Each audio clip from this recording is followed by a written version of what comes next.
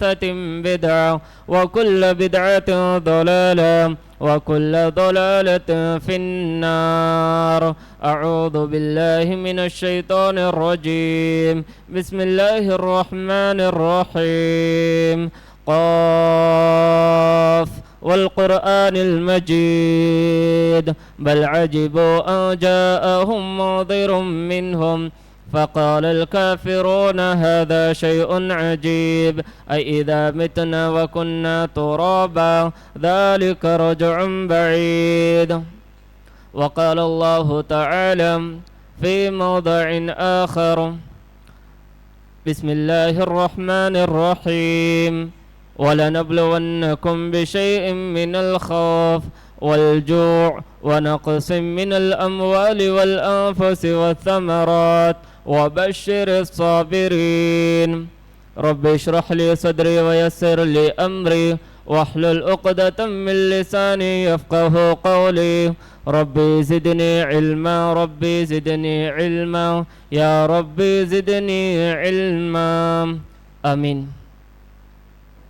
قابل عزت بزرگان ملت، نوجوانان اسلام، عزیز دوستوں، پیارے بچوں، پردہ نشین خواتین، ماں اور میری پیاری بہنوں، تمام تعریفیں، حمد و ثنا، کبریائی و بڑائی، جاہ و جلال، عز و شرف، خالق کائنات، مالک ارض و سما، اس اللہ رب العالمین کے لیے لائق و سزاوار ہو جس نے مجھے اور آپ کو مسلمان بنایا اور اسلام کی دولت سے مال و مال کیا، اور قیامت کی صبح تک بے شمار لاکھوں کروڑوں اربوں درود و سلام ہو بالعموم تمام انبیاء علیہ السلام پر، بالخصوص شفیع المؤمنین، رحمت للعالمین، سید الاولین والآخرین، آمینہ کے لال، نور نظر، لخت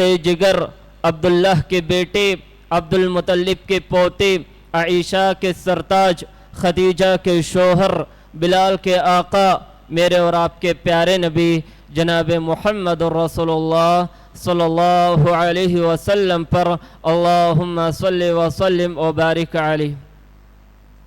حاضرین جمعہ، جو موضوع عنوان لے کر میں آپ کے سامنے کھڑا ہوں وہ ہے مومن ہی سب سے زیادہ آزمایا جاتا ہے.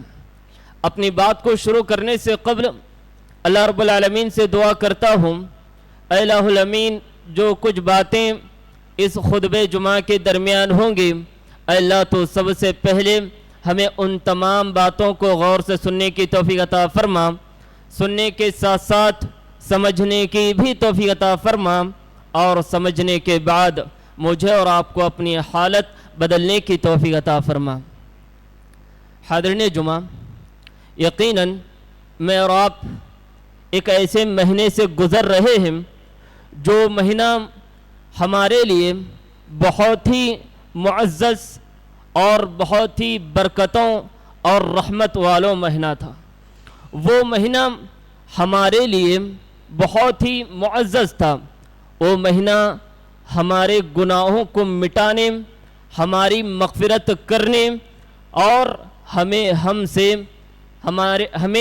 اپنے رب سے قریب کرنے کے لیے آیا تھا.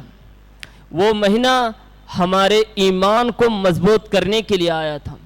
مگر جیسے رمضان ختم ہو گیا، جیسے رمضان چلا گیا، سارے لوگ مسجدوں سے دور ہو گئے، سارے لوگوں کے ایمان میں کمزوری پیدا ہو گئی.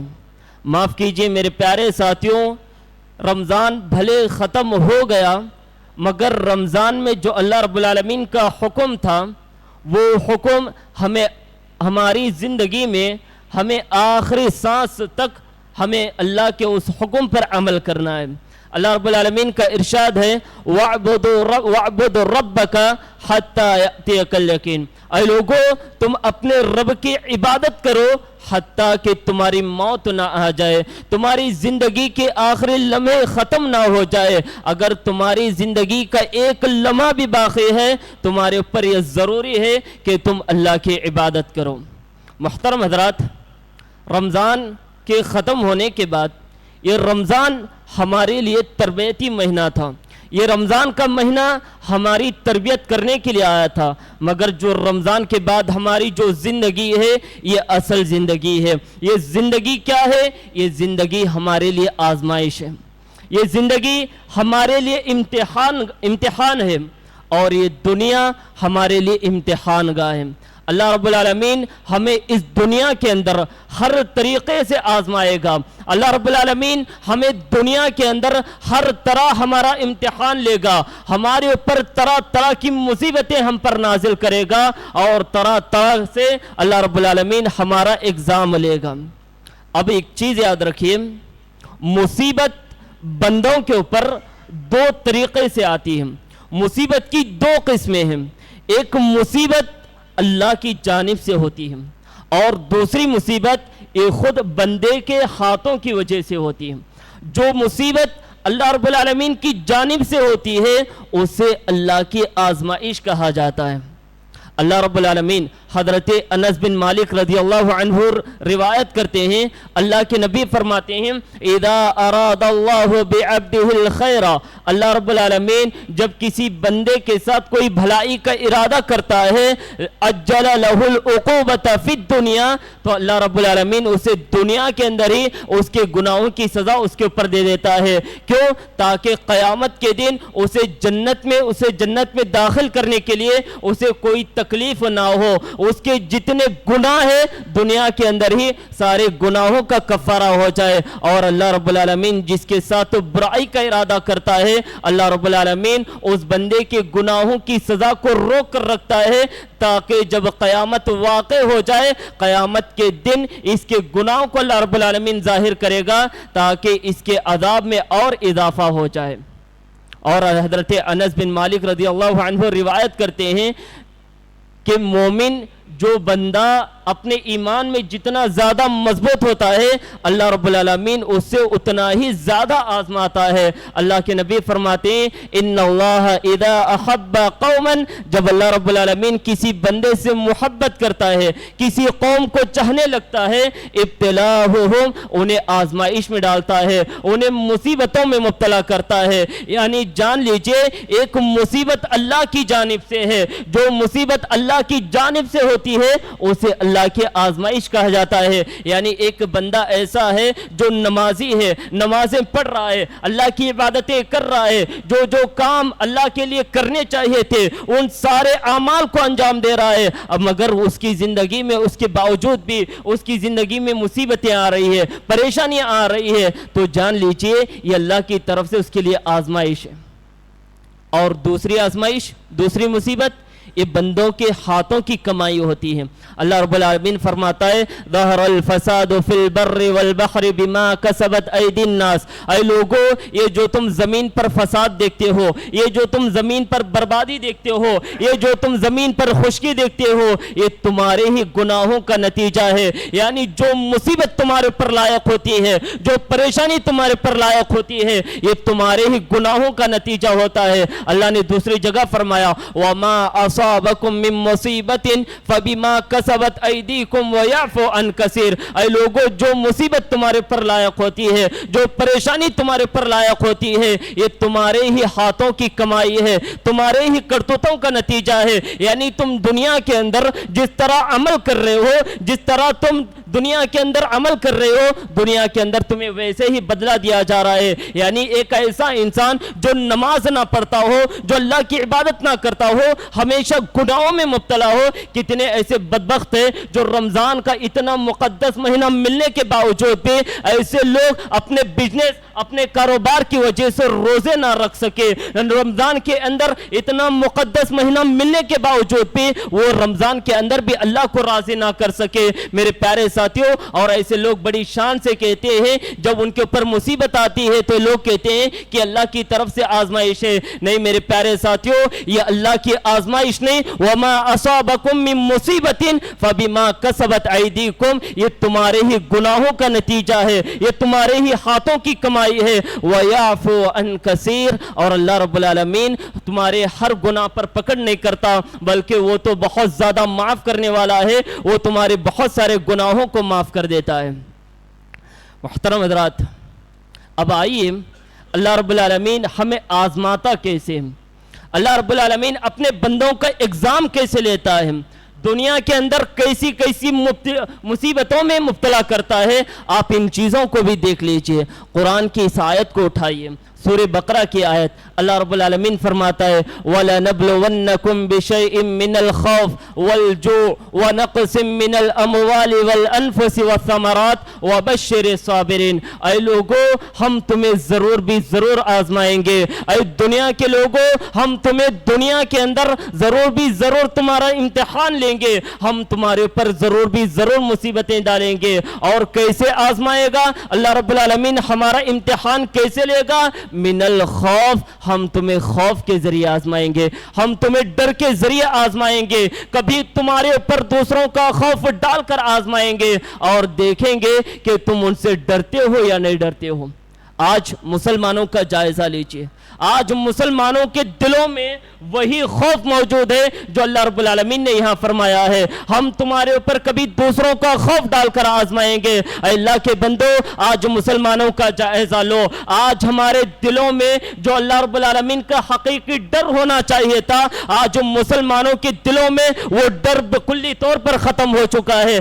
آج لوگوں کا خوف، لوگوں کا ڈر آج ہمارے دلوں میں بیٹھ چکا ہے۔ آج بہت سارے لوگ دنیا کے ان لوگوں سے ڈر رہے ہیں، ارے یہ تو ہمارا حاکم بن گیا ہے، یہ تو مسلمانوں کا اتنا بڑا دشمن ہے، یہ مسلمانوں کو ختم کرنے کے لیے ہر ممکن سازش چل رہا ہے، ہر طرح کی کوشش کر رہا ہے کہ کیسے بھی کر کے مسلمانوں کو ختم کر دیا جائے۔ یہ ایک کونے سے مسلمان کو ختم کرتے بھی آ رہا ہے۔ اب مسلمانوں کے دلوں میں یہ خوف موجود ہے کہ یہ ہمیں بھی ختم نہ کر دے، اس نے ہماری مسجدوں کو پھڑوا دیا، ہماری مسجدوں کو برباد کر دیا، کہیں اب نماز ہماری مسجدوں میں نماز پڑھنے سے ہمیں نہ روک دے، ہمیں اذان دینے سے نہ روک دے۔ میرے پیارے ساتھیوں، تصور کیجئے ایسے قسم کے خیالات آج ہمارے دلوں میں موجود ہے، آج یہ خوف ہمارے دلوں میں موجود ہے، مگر اللہ رب العالمین فرماتا ہے اے اللہ کے بندو، تمہیں دنیا والوں سے ڈرنے کی ضرورت نہیں ہے، تمہیں ان چیزوں کے بارے میں فکر کرنے کی ضرورت نہیں ہے، یہ اسلام یہ اللہ کی جانب سے آیا ہے، تمہیں اسلام کے بارے میں فکر کھانے کی ضرورت نہیں ہے۔ تصور کرے اسلام کا خاتمہ کرنے کے لیے آج اس سے پہلے کتنے لوگ آئے، ابو جہل آیا، ابو لہب آیا، عقبہ، شیبہ، عتبہ، جتنے بھی لوگ آئے، اللہ نے سب کو برباد کر دیا، اللہ نے سب کو ذلیل کر دیا، اللہ نے سب کو تباہ کر دیا، اور اللہ نے کہا لوگوں تم اپنے ایمان کی حفاظت کرو، بس تم اپنے ایمان کا خیال رکھو، اسلام کو بچانا یہ ہماری ذمہ داری ہے، ہم نے اس اسلام کو نازل کیا ہے، اِنَّا نَحْنُ نَزَّلْنَا وَإِنَّا لَهُ لَحَافِظُونَ، ہم نے اس قرآن کو نازل کیا اور ہم ہی اس کی حفاظت کریں گے۔ غور کیجئے میرے پیارے ساتھیوں، آج لوگوں کا خوف ہمارے دلوں کے اندر موجود ہے۔ اللہ رب العالمین فرماتا ہے ہم تمہیں خوف کے ذریعے آزمائیں گے، وَالْجُوعِ، ہم تمہیں بھوک کے ذریعے آزمائیں گے۔ بھلا آپ لوگ کہیں گے بھلا اللہ ہمیں بھوک کے ذریعے کیسے آزمائے گا؟ میرے پیارے ساتھیوں، کبھی آپ روڈ کے سڑکوں پر نکل جائیے، کبھی آپ ریلوے اسٹیشنوں پر چلے جائیے، کتنے ایسے معصوم، کتنے ایسے محتاج لوگ آپ کو نظر آئیں گے جو ایک وقتی روٹی کے محتاج ہوں گے، انہیں ایک وقتی روٹی کمانے کے لیے نہ جانے کتنے لوگوں کے سامنے ہاتھ پھیلانا پڑتا ہے، کتنے لوگوں کے سامنے بھیک مانگنی پڑتی ہے، کتنے لوگوں کے تانے سننے پڑتے ہیں، تب جا کر انہیں ایک وقتی روٹی نصیب ہوتی ہے۔ اللہ رب العالمین نے فرمایا وَالْجُوعِ، ہم تمہیں بھوک کے ذریعے آزمائیں گے، وَنَقْصٍ مِّنَ الْأَمْوَالِ، تمہارے مالوں میں کمی کر کے ہم تمہیں آزمائیں گے، وَنَقْصٍ مِّنَ الْأَمْوَالِ وَالْأَنفُسِ، اور تمہارے جانوں میں کمی کر کے آزمائیں گے، مطلب تمہارے باپ کو مار کر، تمہاری ماں کو مار کر، تمہارے بیٹے کو مار کر، تمہارے چاہنے والوں کو مار کر ہم تمہیں آزمائیں گے، والانفس والثمرات، اور تمہارے پھلوں میں کمی کر کے آزمائیں گے، وبشر الصابرین، اور خوشخبری ہے ان تمام مصیبتوں پر جو صبر کرنے والے ہیں ایسے لوگوں کے لیے جنت کی بشارت اللہ رب العالمین نے سنا دی ہے، ایسے لوگوں کے لیے خوشخبری ہے جو ان تمام مصیبتوں پر صبر کرتے ہیں۔ غور کیجئے میرے پیارے ساتھیوں، اور آپ اس آیت کریمہ کو اپنے سامنے رکھیے اور ہمارے پیارے نبی جناب محمد رسول اللہ صلی اللہ علیہ وسلم کی زندگی پر ایک روشنی ڈالیے۔ دنیا کے اندر جتنے بھی انبیاء آئے اللہ رب العالمین نے تمام انبیاء کو آزمایا ہے. جو دنیا کے اندر اپنے ایمان میں جتنا زیادہ مضبوط ہوتا ہے اللہ رب العالمین ان پر نازل کرتا ہے. جو بندہ جتنا زیادہ ایمان والا ہوتا ہے اللہ رب العالمین ان سے بہت زیادہ ان کا امتحان لیتا ہے. اور غور کریں اس روئے زمین پر انبیاء سے بڑھ کر کون ایمان والے ہوں گے؟ اب انبیاء کی زندگیوں کو پڑھے. کیا اللہ نے حضرت آدم کو نہیں آزمایا؟ اللہ نے حضرت آدم کو جنت سے نکال دیا, دنیا کے اندر بھیج دیا. یہ کتنی بڑی آزمائش ان کے لیے تھی. کیا اللہ نے حضرت ابراہیم علیہ السلام کو نہیں آزمایا؟ ان کی پوری قوم نے انہیں آگ میں ڈالنے کے لیے تیار ہو گئے, مگر حضرت ابراہیم علیہ السلام پر قربان جائیے ایسے موقع پر اتنا زیادہ خوف کا ماحول ہے, اتنی دردناک آگ ان کے لیے تیار کی گئی ہے, انہیں آگ میں ڈالا جا رہا ہے. اس کے باوجود بھی ان کے ایمان میں ذرے برابر بھی کمی نہ آئی. وہ آخری جملے اسی موقع پر یہ جملے کہتے ہیں. ان جملوں کو اللہ رب العالمین نے قرآن کے اندر نقل کیا, حسبنا اللہ ونعم الوکیل, میرے لیے تو اللہ رب العالمین ہی کافی ہے. جیسے انہیں آگ میں ڈالا گیا اللہ رب العالمین نے آگ کو حکم دیا, یا نار کونی بردوں و سلاما, اے آگ بھلے تیرا کام جلنا ہے مگر تو آج ابراہیم کے لیے ٹھنڈی ہو جا, ٹھنڈی ہی نہیں بلکہ سلامت والی ہو جا. غور کریں میرے پیارے ساتھیوں, اللہ نے انبیاء کو کیسے آزمایا. حضرت ابراہیم علیہ السلام کو اللہ نے اس قدر آزمایا جیسے قوم والوں نے انہیں آگ میں ڈالنے کی کوشش کی اور اس کے بعد انہیں بستی سے نکال دیا. پھر اس کے بعد اللہ رب العالمین نے حضرت ابراہیم کو حکم دیا, اے ابراہیم جاؤ تم اپنی بیوی کو ایسی جگہ لے کر جاؤ جہاں کوئی آبادی نہ ہو, جہاں کوئی جھاڑ نہ ہو, پانی نہ ہو, ایسی جگہ لے جا کر چھوڑ کر آؤ. مگر قربان جائے اللہ رب العالمین سے حضرت ابراہیم علیہ السلام کتنی زیادہ محبت کیا کرتے تھے. اللہ کی رضا کے خاطر حضرت ابراہیم علیہ السلام نے اپنی بیوی کو بیابان جنگل میں چھوڑ کر آ گئے. اور اس کے بعد کئی دن کے بعد اللہ رب العالمین نے حضرت ابراہیم علیہ السلام کو اسماعیل علیہ السلام عطا کیا. جب یہ بیٹے ان کے پاس آئے اور جب ان کے پاس آئے تو اللہ رب العالمین نے خواب کے اندر بتا دیا کہ اللہ رب العالمین حضرت ابراہیم سے اسماعیل کی قربانی چاہتا ہے. کون ایسا باپ ہوگا جو اپنے بیٹے کے اوپر اپنے ہاتھوں سے چھری چلانا گوارا کرے؟ مگر یہ ابراہیم علیہ السلام تھے جو اپنے بیٹے سے بھی زیادہ محبت اللہ رب العالمین سے کیا کرتے تھے. مگر آج ہم میں اتنے بہت سارے ایسے لوگ ہیں جو اپنے اولاد کے خاطر, اپنے بچوں کے خاطر نہ جانے ہم کتنی قرآن کی آیتوں کی مخالفت کرتے ہیں, کتنی نبی کی سنتوں کا ہم جنازہ نکالتے ہیں. اللہ کے بندو, حضرت ابراہیم علیہ السلام کو دیکھو جنہوں نے اللہ رب العالمین کی رضا کے خاطر اور اللہ کی محبت میں انہوں نے اپنے بیٹے کی گردن پر تلوار چلا دی. غور کریں میرے پیارے ساتھیوں, اللہ نے انبیاء کو بہت زیادہ آزمایا ہے. اور یہ جو آیت میں نے آپ کے سامنے تلاوت کی ہے,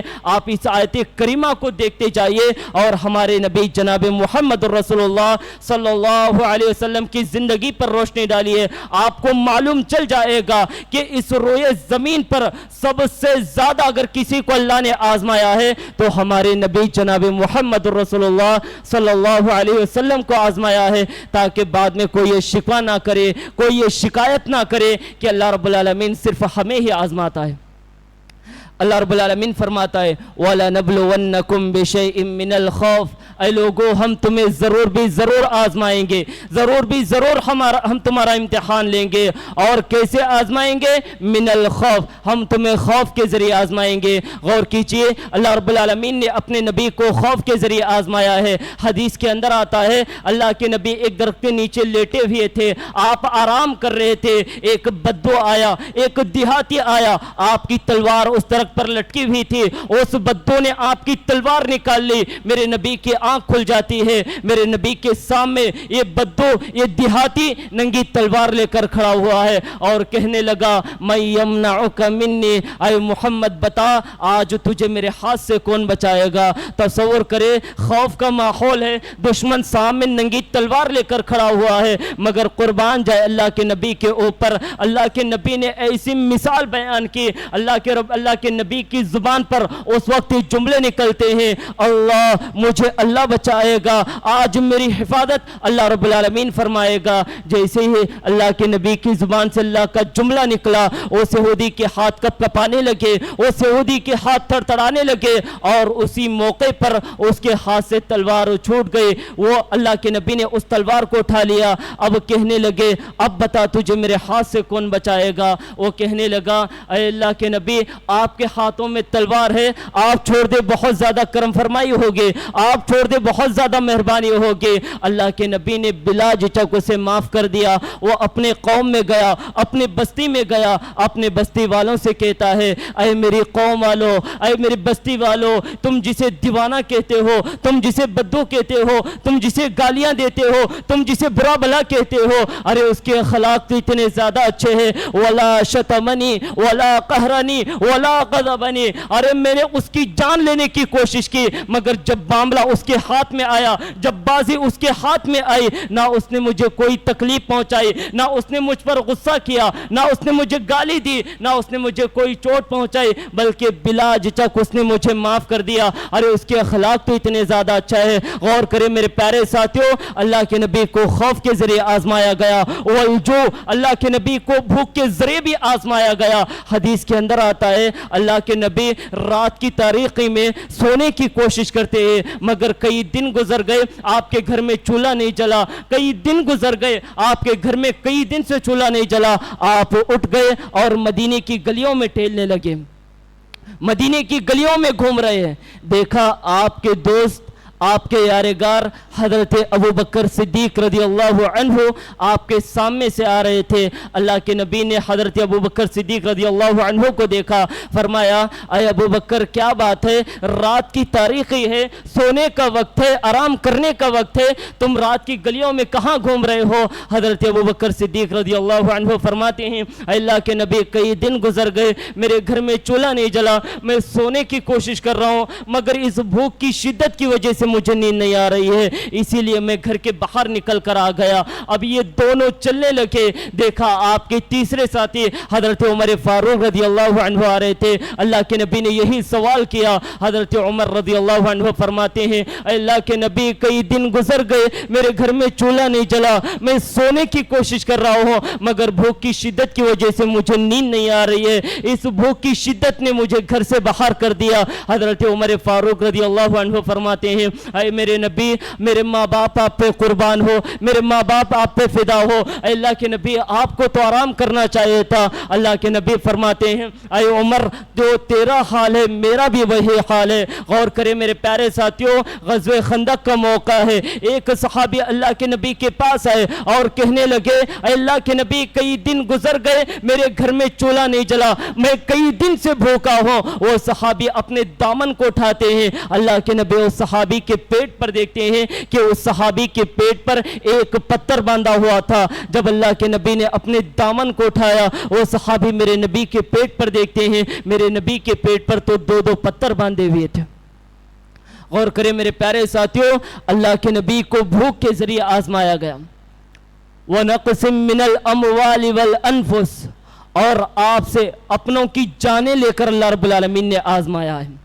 جیسے آپ پیدا ہوئے, اللہ رب العالمین نے پیدائش سے آپ کو آزمانا شروع کر دیا. جیسے آپ پیدا ہوئے, آپ کے والد کا انتقال ہو گیا, آپ کی ولادت سے پہلے آپ کے والد کا انتقال ہو گیا, اور آپ جب 6 سال کی عمر میں پہنچے, آپ کی عمر 6 سال کی تھی, آمینہ کے پاس ہے, اپنی والدہ کے پاس ہے. آپ کی ماں آپ سے کہتی ہے, بیٹا چلو آج مکہ چلتے ہیں, آج تمہارے ننہال چلتے ہیں. اللہ کے نبی کبھی اپنے ننہال نہیں گئے تھے. آپ کی ماں آپ کو آپ کے ننہال پر لے کر آتی ہے, پورا 1 مہینہ مدینے کے اندر رہتے ہیں, اپنے نانا ماموں کے ساتھ دوڑتے بھاگتے ہیں, اور جب واپسی کے وقت ایک جگہ پر پہنچے, مقام ابوا پر پہنچے, جہاں آپ کے والد کی قبر تھی, جہاں آپ کے باپ کی قبر موجود موجود تھی، آمینہ آپ سے کہتی ہے بیٹا چلو آج تمہارے والد کی قبر پر چلتے ہیں، تم نے کبھی اپنے باپ کی قبر کو نہیں دیکھا۔ آمینہ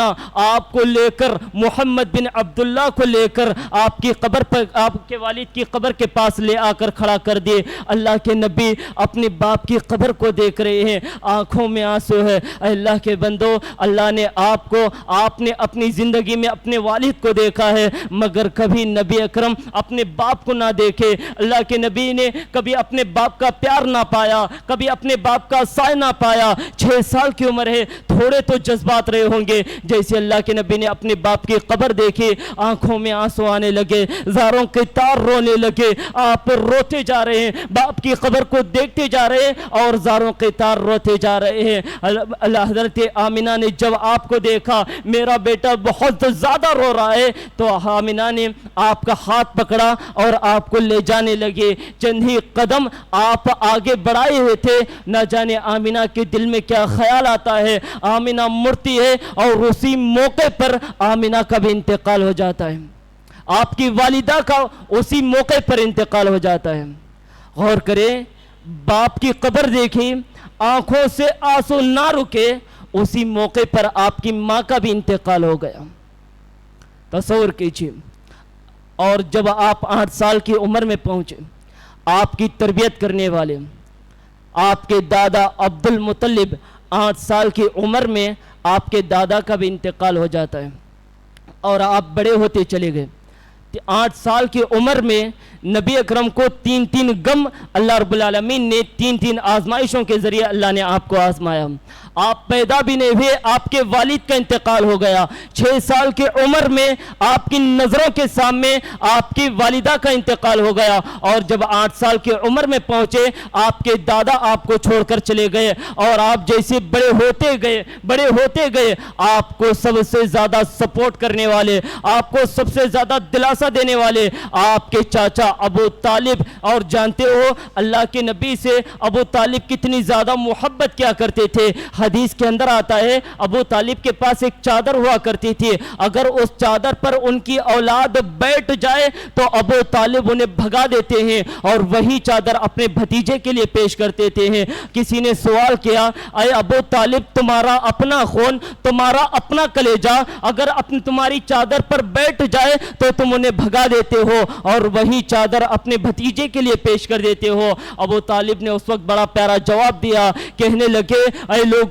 یہ جو میرا بھتیجا ہے یہ صرف میرا بھتیجا ہی نہیں بلکہ یہ میرے اپنے اولاد سے بھی، یہ میرے بیٹوں سے بڑھ کر ہے، یہ میرے بیٹے کی طرح ہے، میں اسے اپنے تمام بچوں سے زیادہ محبت کرتا ہوں۔ مگر ایک دن ہوا کہ ابو طالب کا بھی انتقال ہو گیا۔ ابو طالب جاکنی کے عالم میں ہے، اپنی زندگی کے آخری لمحے پر ہے، آخری سانس میں ہے۔ اللہ کے نبی کو خبر ملی کہ آپ کے چاچا جاکنی کے عالم میں ہے۔ اللہ کے نبی دوڑتے ہوئے آئے اور اپنے چاچا سے کہنے لگے، یا عمی قل لا الہ الا اللہ، اے میرے چاچا ایک مرتبہ لا الہ الا اللہ کہہ دو، اے میرے چاچا ایک مرتبہ کلمہ پڑھ لو، میں اللہ سے آپ کی شفاعت کروا دوں گا، اللہ سے میں آپ کی سفارش کروا دوں گا، اے میرے چاچا ایک بار لا الہ الا اللہ کہہ دو۔ مگر وہاں پر ابلیس کی شکل میں ابو لہب بھی بیٹھا ہوا تھا، ابو جہل بھی بیٹھا ہوا تھا، کہنے لگے خبردار خبردار خبردار، اے ابو طالب، کیا تو اپنے باپ دادا کے دین کو چھوڑ دینا چاہتا ہے؟ کیا اپنے باپ دادا کے دین سے اعتراض کرنا چاہتا ہے؟ ابو طالب کہتے ہیں علی ملتی عبد المطلب، علی ملتی عبد المطلب، علی ملتی عبد المطلب۔ اے میرے بھتیجے، مجھے زیادہ مجبور نہ کر، مجھ پر زیادہ ضد نہ کر، میں تیرے دین پر مرنے والا نہیں ہوں، میں تیرے مذہب پر مرنے والا نہیں ہوں۔ علی ملتی عبد المطلب، میں اپنے باپ دادا کے دین پر مرتا ہوں، میں عبد المطلب کی ملت پر مرتا ہوں۔ ابو طالب کا انتقال ہو گیا، نبی کے چاچا کی محبت جوش میں آئی، اللہ کے نبی اٹھے، اللہ سے دعا کرنے لگے، اے اللہ یہ میرے چاچا ہے، اے اللہ تم میرے چاچا کو معاف کر دے، اے اللہ تم میرے چاچا پر رحم کر دے، اے اللہ تم میرے چاچا کو بخش دے۔ اللہ کا ارشاد ہوتا ہے ما کان للنبی، اے نبی، کسی نبی اور کسی مومن کے لیے جائز نہیں ہے کہ وہ کسی مشرک کی سفارش کرے۔ غور کیجئے میرے پیارے ساتھیوں، جیسے آپ بڑے ہوتے چلے گئے آپ کے چاچا آپ کو چھوڑ کر چلے گئے، اور آپ کے چاچا کے انتقال کے بعد ابھی صرف 2 مہینے ہی گزرے تھے، آپ کو سب سے زیادہ چاہنے والے، آپ کا سب سے زیادہ سپورٹ کرنے والے، آپ کو سب سے زیادہ تسلی دینے والی آپ کی پہلی بیوی اماں خدیجہ رضی اللہ عنہا کا بھی انتقال ہو جاتا ہے۔ اور جانتے ہو اللہ کے نبی اپنی اس پہلی بیوی سے کتنی زیادہ محبت کیا کرتے تھے۔ حدیث کے اندر آتا ہے جب تک حضرت خدیجہ رضی اللہ عنہا آپ کی زوجیت میں تھی اس وقت تک آپ نے کوئی دوسرا نکاح نہیں کیا۔ اور دوسرے حدیث کے اندر آتا ہے کہ ایک مرتبہ حضرت عائشہ رضی اللہ عنہا نے گوشت بنایا اور گوشت بنا کر اللہ کے نبی کے سامنے پلیٹ میں لا کر رکھ دی۔ اللہ کے نبی نے ایک گوشت کی بوٹی اٹھائی، منہ کے قریب لے گئے مگر کھائی نے اسی پلیٹ کے اندر رکھ دی۔ دوسری مرتبہ اٹھائے، کھائی نے اسی پلیٹ کے اندر رکھ دی، اور تیسری مرتبہ اٹھائے، کھائی نے مگر اسی پلیٹ کے اندر رکھ دی۔ حضرت عائشہ رضی اللہ عنہا یہ سارا ماجرا دیکھ رہے تھے۔ حضرت عائشہ رضی اللہ عنہا فرماتی ہے اے میرے سرتاج کیا بات ہے، اے میرے شوہر کیا ماجرا ہے، کافی دیر سے دیکھ رہی ہو آپ گوشت کی بوٹی اٹھا رہے ہیں، منہ کے قریب لے جا رہے ہیں مگر کھانے اسی پلیٹ کے اندر رکھ دے رہے ہیں۔ اللہ کے نبی فرماتے ہیں اے عائشہ آج مجھے پہلی بیوی خدیجہ کی یاد آ رہی ہے، آج مجھے خدیجہ کی یاد ستا رہی ہے، وہ بھی مجھے اسی طریقے سے گوشت بنا کر پکا کر کھلایا کرتی تھی۔ اما عائشہ فرماتی ہے اے اللہ کے نبی وہ بوڑھی عورت تو مر چکی ہے، لہٰذا آپ میرے سامنے اس کا نام نہ لیا کیجئے، میرے سامنے آپ اس کا ذکر نہ کیا کیجئے، میں آپ کی بیوی ہوں، آپ اس بوڑھی عورت کا ذکر میرے سامنے نہ کرے۔ اللہ کے نبی حضرت عائشہ رضی اللہ عنہا کو ڈانٹ کر کہتے ہیں اے عائشہ تمہیں کیا معلوم کہ خدیجہ میرے لیے کون تھی، اے عائشہ تمہیں کیا پتا کہ خدیجہ میرے لیے کیا تھی، اے عائشہ خدیجہ میرے لیے وہ تھی جب ساری دنیا میری بات کی تکذیب کر رہی تھی تب اکیلی خدیجہ میری بات کی تصدیق کر رہی تھی، جب پوری دنیا مجھے پتھر مار رہی تھی تب اکیلی خدیجہ میرے جسموں سے نکلنے والے خون کو صاف کرتی جاتی، پوری دنیا مجھے جھٹلا رہی تھی، میں مار کھا کے گھر پر آتا میرے جسم سے خون نکل رہا ہوتا، میرے سر سے خون نکل رہا ہوتا، تب اکیلی خدیجہ اپنے دوپٹے کو پھاڑتی اور میرے جسم سے نکلنے والے خون کو صاف کرتی جاتی اور کہتی جاتی کلا واللہ لا یخزیک اللہ ابدا، اے میرے شوہر جائیے آپ کے ساتھ میرا رب ہے اور جو جس کے ساتھ اللہ ہوتا ہے اس کا کوئی کچھ بگاڑ نہیں سکتا ہے۔ اے عائشہ خدیجہ میرے لیے وہ تھی جو مجھے دلاسا دیا کرتی تھی، جو مجھے سپورٹ دیا کرتی تھی، جو مجھے تسلی دیا کرتی تھی۔ حضرت عائشہ فرماتی ہے اللہ کے نبی میں آج کے بعد سے کبھی بھی خدیجہ رضی اللہ عنہا کا ذکر آپ کے سامنے اس طریقے سے نہیں کروں گے، آپ کچھ کھا لیجئے۔ اللہ کے نبی فرماتے ہیں اے عائشہ میں اس گوشت کو اس وقت تک تناول نہیں کروں گا، میں اس گوشت کو اس وقت تک نہیں کھاؤں گا جب تک کہ یہ گوشت میری پہلی بیوی اما خدیجہ رضی اللہ عنہا کی سہیلیوں میں تقسیم نہ ہو جاتا۔ غور کریں میرے پیارے ساتھیوں اللہ نے آپ کو کیسے آزمایا ہے۔ آپ کی ولادت سے پہلے آپ کے والد کا انتقال، 6 سال کی عمر میں آپ کی ماں کا انتقال، 8 سال کی عمر میں آپ کے دادا آپ کو چھوڑ کر چلے گئے، بڑے ہوتے چلے گئے، آپ کو سب سے زیادہ محبت کرنے والے آپ کے چاچا کا انتقال ہو گیا، اور آپ کو سب سے زیادہ تسلی دینے والی آپ کی بیوی خدیجہ رضی اللہ عنہا کا انتقال ہو گیا۔ اللہ نے آپ کو 3 اولاد سے 3 بیٹوں سے نوازا تھا مگر تینوں بیٹوں کا انتقال آپ کی زندگی میں ہو گیا، اور 4 بیٹیاں اللہ نے آپ کو عطا کی تھی مگر 3 بیٹوں کا انتقال آپ کی ہی زندگی میں انتقال ہو گیا، اور آخر میں آپ کے انتقال کے بعد 6 مہینے کے بعد حضرت فاطمہ کا انتقال ہو گیا۔ غور کریں میرے پیارے ساتھیوں اللہ رب العالمین نے اپنے نبی کو کیسے آزمایا ہے۔ اے اللہ کے بندو یہ دنیا ہمارے لیے امتحان گاہ ہے، یہ دنیا ہمارے لیے ایگزام کی جگہ ہے۔ اللہ رب العالمین یہاں ہمیں ہر طریقے سے آزمائے گا، بہت ساری مصیبتوں سے ہم پر آزمائے گا، بہت ساری مصیبتیں ہم پر نازل کرے گا، اور یاد رکھو یہ مصیبت یہ اللہ کی جانب سے اگر کسی کے پر مصیبت آتی ہے یہ اللہ کی طرف سے آزمائش ہے، اور جو شخص اللہ کی اس آزمائش پر راضی ہوتا ہے اللہ رب العالمین اس سے راضی ہو جاتا ہے، اور جو اللہ رب العالمین کی اس آزمائش سے ناراض ہوتا ہے اللہ رب العالمین بھی اس سے ناراض ہو جاتا ہے۔ یاد رکھو میرے پیارے ساتھیوں، یہ دنیا ہمارے لیے امتحان گاہ ہے، ہمیں یہاں پوری زندگی آزمائش کے طور پر گزارنا ہے، اور اس کا رزلٹ ہمیں قیامت کے دن دیا جائے گا۔ اللہ رب العالمین فرماتا ہے فَأَمَّا الَّذِينَ آمَنُوا، اللہ رب العالمین فرماتا ہے قیامت کے دن جسے نام اعمال دائیں ہاتھ میں دیا جائے گا اس کا ٹھکانہ جنت ہوگا۔ جب جسے نام اعمال دائیں ہاتھ میں دیا جائے گا وہ لوگوں سے کہے گا اے لوگوں دیکھو میرے نام اعمال کو، پڑھو میرے نام اعمال کو، میں نے پوری زندگی اللہ کی عبادت میں گزار دی، میں نے پوری زندگی اللہ کے لیے سجدوں میں گزار دی، میں نے پوری زندگی اللہ کو راضی کرنے میں گزار دی، اور آج دیکھو اللہ نے میرا ٹھکانہ جنت کے اندر کر دیا ہے۔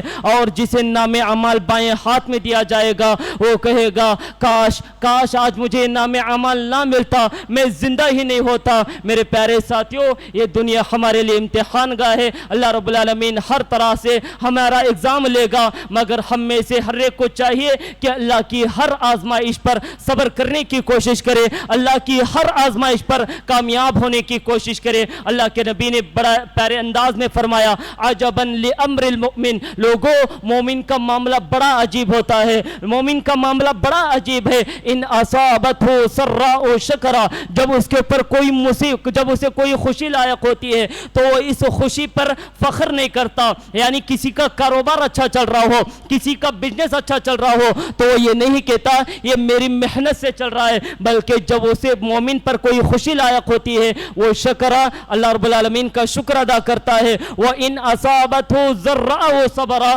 اور جب اسے کوئی مصیبت لائق ہوتی ہے تو ان مصیبتوں پر صبر کرتا ہے۔ میرے پیارے ساتھیوں یہ تھی آزمائش کے تعلق سے چند باتیں جو میں نے آپ کے سامنے رکھے۔ اللہ رب العالمین سے دعا کرتا ہوں اے الہ الامین جو کچھ باتیں اس خطبہ جمعہ کے درمیان بھی ہے اے اللہ تمہیں ان تمام باتوں سے عبرت حاصل کرنے کی توفیق عطا فرما، اے اللہ تو ہمیں ان تمام باتوں پر عمل پیرا ہونے کی توفیق عطا فرما، اے اللہ تیری جانب سے جو آزمائشیں ہم پر آئیں گے اے اللہ ہمیں تیری ہر آزمائش پر صبر کرنے کی توفیق عطا فرما، اے اللہ تیری ہر آزمائش پر ہمیں کامیابی عطا فرما، اے اللہ آج جہاں کہیں پر مسلمانوں پر جو ناحق ظلم ہو رہے ہیں اے اللہ تو ان کی غیبی مدد عطا فرما، اے اللہ تو ان کی غیبی مدد عطا فرما، اے اللہ تو ان مسلمانوں پر آسانی عطا فرما، اے اللہ جو ظالم لوگ، جو ظالم حکمران مسلمانوں پر جو ناحق ظلم کر رہے ہیں اے اللہ ہم ان کے لیے دعا کرتے ہیں، اے اللہ تو انہیں ہدایت دے، یا پھر ہم ان کے لیے بد دعا کرتے ہیں